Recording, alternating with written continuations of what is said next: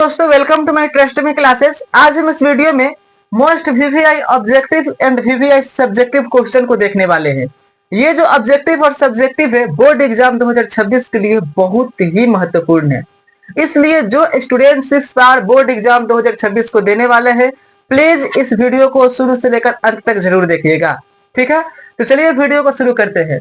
हम सब ये जान रहे हैं कि जो बोर्ड एग्जाम 2026 है वो काफी नजदीक आ चुका है और इतने कम समय में यदि हमें बेहतर नंबर लाना है तो हमें वीवीआई ऑब्जेक्टिव और वीवीआई सब्जेक्टिव क्वेश्चन पर ही फोकस करना चाहिए।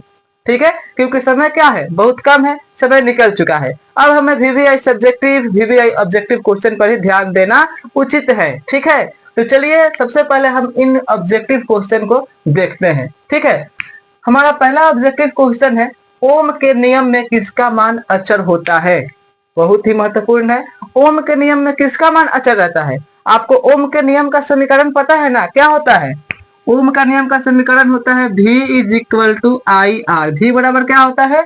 आई आर। यहाँ पर ध्यान दीजिए, ये जो V बराबर आई आर है यहाँ से तीन फॉर्मूला निकलता है। क्या आपको पता है? यदि ऑब्जेक्टिव में आ गया कि हमें आई का मान बताना है तो आप क्या बताएंगे? तो यहाँ से तीन फॉर्मूला निकलता है। चलिए हम उसे ट्रिक की सहायता से आपको बता देते हैं, बहुत ही इजी है। हमने क्या लिखा है? V is equal to I R, ये लिखा है ना। अब यहाँ पर ध्यान दीजिए, ये V को लिख दीजिए यहाँ पर ऊपर, ठीक है, और आई आर को लिख दीजिए इस तरह से नीचे और एक गोला बना दीजिए। V बराबर क्या हो गया? I R. अब यदि कोई आपसे आई पूछ रहा है, क्या यदि आपसे कोई आई पूछ रहा है तो देखिए V बटा आर, V बाई आर। यदि कोई आर पूछ रहा है तो V बाई आई, और V बराबर क्या हो गया? I R. तो इस तरह से आप इससे निकलने वाले तीनों फॉर्मूला को याद कर सकते हैं। ठीक है, इस तरह से करिएगा, V बराबर आई आर, आई बराबर V बाई आर, आर बराबर V बाई आई। क्लियर है ना? चलिए, हमने क्या पूछा है कि ओम के नियम में किसका मान अचर होता है? पता है ना क्या होता है? ताप का जो मान होता है वो अचर रहता है। ओम के नियम में ताप का मान अचर रहता है। क्लियर है? दूसरा है स्पष्ट दृष्टि की न्यूनतम दूरी कितनी होती है? बहुत ही इजी क्वेश्चन है, आपको पता होना ही चाहिए इसका आंसर। स्पष्ट दृष्टि की न्यूनतम दूरी कितनी होती है? यदि ये नहीं पता है तो आप क्या पढ़ रहे हैं इतने साल से? स्पष्ट दृष्टि की न्यूनतम दूरी आप कमेंट बॉक्स में कमेंट करके बताइए। प्लीज कमेंट जरूर करिएगा, ठीक है, क्योंकि ये आपके एग्जाम का सवाल है। ठीक है, देखिए तीसरा है CaOCl2 का प्रचलित नाम क्या है? CaOCl2 का प्रचलित नाम। अब इसका प्रचलित नाम क्या है? यदि आपसे कोई पूछे कि CaOCl2 का प्रचलित नाम क्या है तो जब आपको याद होगा तभी ना आप बता पाएंगे। तो देखिए कैल्शियम क्लोराइड, ठीक है, calcium chloride, sorry calcium chloride नहीं होता है, विरंजक चूर्ण होता है। CaOCl2 का क्या होता है? विरंजक चूर्ण। यहाँ पर हम लिख देते हैं क्या होता है? विरंजक चूर्ण, विरंजक चूर्ण। ठीक है, CaOCl2 का प्रचलित नाम होता है विरंजक चूर्ण। 4 नंबर है उदासीन विलयन का पीएच मान कितना होता है? वीवीआई ऑब्जेक्टिव है, ये पूछेगा ही पूछेगा। उदासीन विलयन का पीएच मान कितना होता है? तो देखिए उदासीन विलयन का पीएच मान होता है 7। कितना होता है? 7 होता है। ठीक है, अब यदि आपसे पूछे कि शुद्ध जल का पीएच मान कितना होता है तो इसका भी होता है 7। ठीक है, अब यहाँ पर देखिए 5 नंबर है रुधिर लाल क्यों होता है? रुधिर का रंग लाल क्यों होता है? किसके कारण होता है? तो ये आपने बहुत पीछे क्लास में भी पढ़े होंगे। रुधिर का जो रंग वो लाल इसलिए होता है, किसके कारण होता है? हीमोग्लोबिन के कारण होता है। यहाँ पर ध्यान दीजिए, हीमोग्लोबिन, हीमोग्लोबिन के कारण जो खून है वो लाल रंग का दिखाई देता है। ठीक है, 6 नंबर है बायोगैस का प्रमुख घटक। बायोगैस का प्रमुख घटक क्या है? ये एक एक ऑब्जेक्टिव क्वेश्चन आपके लिए बहुत ही जरूरी है, क्योंकि बूंद बूंद ही तालाब भरता है। यदि आप एक एक ऑब्जेक्टिव पर ध्यान नहीं देंगे तो आपका एक नंबर आपके हाथ से जा भी सकता है। ठीक है, अभी मान लीजिए वीडियो का अच्छे से आप नहीं देख रहे हैं और बाय द वे मान लीजिए कि ये क्वेश्चन आ गया CaOCl2 का प्रचलित नाम क्या है। ठीक है, अभी ऐसे ही मनमानी करके आप देख रहे हैं तो आपको तो उस समय बहुत अफसोस होगा कि अरे यार मैं उस समय वीडियो देख लेना चाहिए था, मुझे ये याद कर लेना चाहिए था, तो मेरा एक नंबर नहीं छूटता। इसीलिए अभी जो समय है इसमें आप खूब मन लगाकर पढ़िए। ये 2 महीना आप अपने जिंदगी का सबसे बेस्ट पल बना दीजिए कि हाँ हम तैयारी कर रहे हैं, ठीक है, क्योंकि ये समय वापस नहीं आएगा, ठीक है, ये समय वापस नहीं आएगा। इसलिए पूरा अपने आप को पढ़ाई के प्रति मोड़ दीजिए, पढ़िए, तभी आप बेहतर नंबर मंगा पाएंगे, ठीक है। हाँ, हमने क्या पूछा था, बायोगैस का प्रमुख घटक क्या है? बायोगैस का प्रमुख घटक क्या है? तो इसका आंसर हो जाएगा मीथेन गैस। क्या हो जाएगा? मीथेन। मीथेन गैस हो जाएगा बायोगैस का प्रमुख घटक, ठीक है। तो ये मोस्ट वीवीआई ऑब्जेक्टिव क्वेश्चन था जो आपके बोर्ड एग्जाम के लिए बहुत ही महत्वपूर्ण है, ठीक है। तो आप इसको नोट कर लीजिएगा। चलिए हम अब सब्जेक्टिव को देख लेते हैं। हमारा पहला सब्जेक्टिव है संक्षारण क्या है? संक्षारण को रोकने के लिए उपाय बताइए, ठीक है। और दूसरा है धोने का सोडा और बेकिंग सोडा का एक एक उपयोग को लिखे। धोने का सोडा और बेकिंग सोडा का हमें एक उपयोग को लिखना है। तो चलिए पहले हम नीचे वाले को देख लेते हैं, धोने का सोडा और बेकिंग सोडा का आंसर।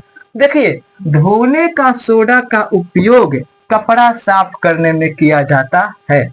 जो ये धोने का सोडा है इसका उपयोग कहाँ करते हैं? कपड़ा साफ करने में करते हैं, ठीक है। और दूसरा है बेकिंग सोडा का उपयोग लिखना है, तो लिखेंगे बेकिंग सोडा का उपयोग पाव रोटी बनाने में। किसको? पाव रोटी बनाने में बेकिंग सोडा का उपयोग किया जाता है। ये बेकिंग सोडा क्या करता है? तो पाव रोटी को क्या करता है? तो फुला देता है। पाव रोटी को फुलाने का काम करता है बेकिंग सोडा। तो इसका आंसर आपने जान लिया कि धोने का सोडा का उपयोग कपड़ा साफ करने में करते हैं और बेकिंग सोडा का उपयोग पाव रोटी बनाने में करते हैं। ये जो बेकिंग सोडा है पाव रोटी को बड़ा कर देता है, फुला देता है, ठीक है। इतना क्लियर है?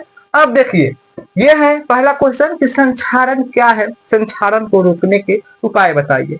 तो संक्षारण में आपको एक दैनिक जीवन का उदाहरण देता हूं। आपने लोहा देखा है या छड़?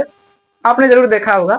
जब हम छड़ को या लोहा को बारिश में छोड़ देते हैं तो आप ध्यान दीजिएगा, जो छड़ होता है वो कमजोर हो जाता है। उस पर बुरादे क्या होता है कि अपना परत जमा लेते हैं। जो छड़ होता है वो कमजोर होने लगता है, उसमें से उसका जो पार्ट होता है वो झड़ने लगता है। ऐसा होता है ना, कमजोर हो जाता है। तो वही संक्षारण होता है।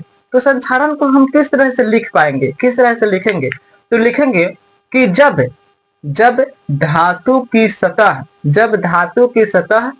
जल अथवा वायु के संपर्क में आती है, ठीक है।